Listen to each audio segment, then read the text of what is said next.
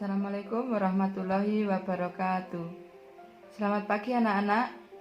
Bagaimana kabar kalian hari ini? Semoga kalian tetap sehat dan tetap semangat.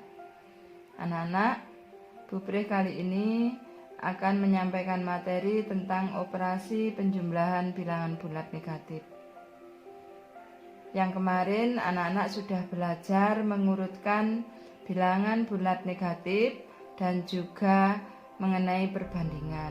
Nah, sekarang sebelum kita ke soal-soal tentang operasi penjumlahan bilangan bulat negatif, Bu Pri sampaikan mengenai konsep penting tentang penjumlahan yang harus anak-anak hafal dan harus diingat. Kami lihat di sini mengenai konsep penting penjumlahan. Di sini Bu Pri tulis positif ditambah positif sama dengan positif.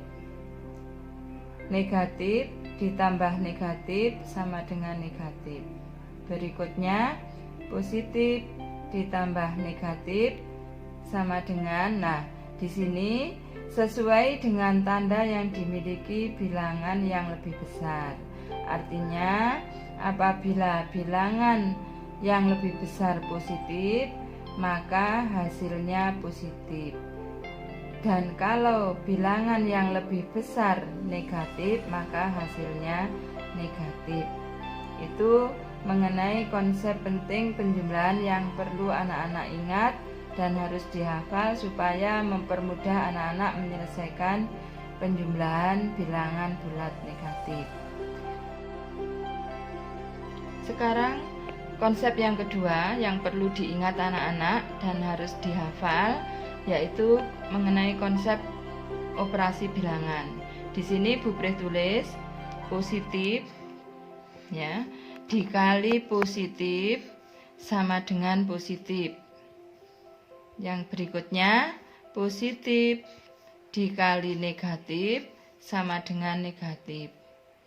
Yang ketiga negatif dikali positif sama dengan negatif. Yang berikutnya negatif dikali negatif sama dengan positif. Nah, ini adalah konsep-konsep penting yang harus diingat dan dihafal anak-anak untuk menyelesaikan operasi penjumlahan bilangan bulat.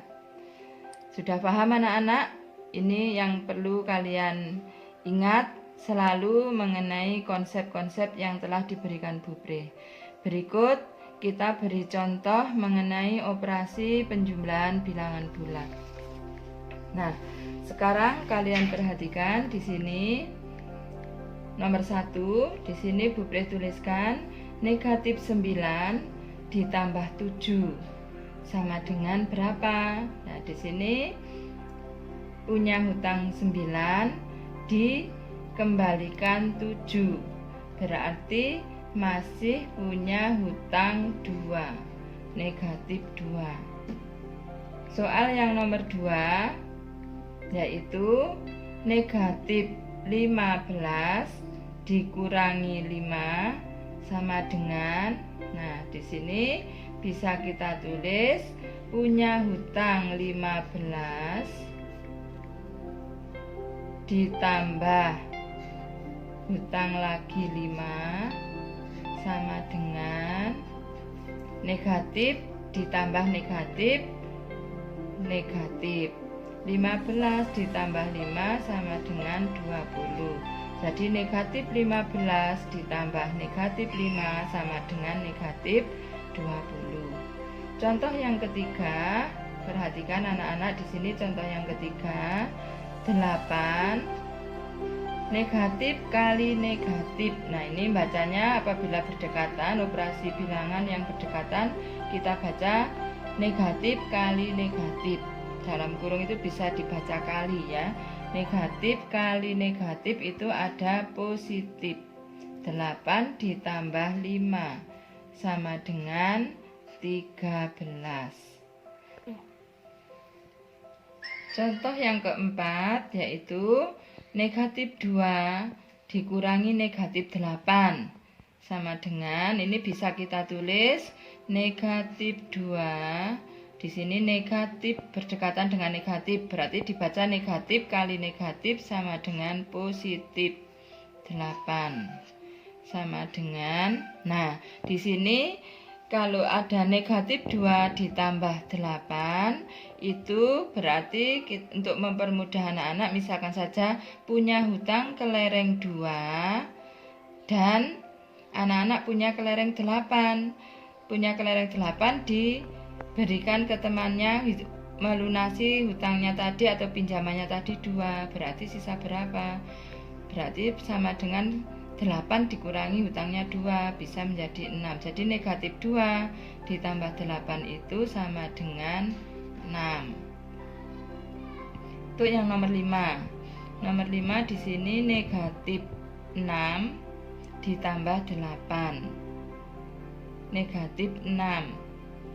Punya hutang 6 dan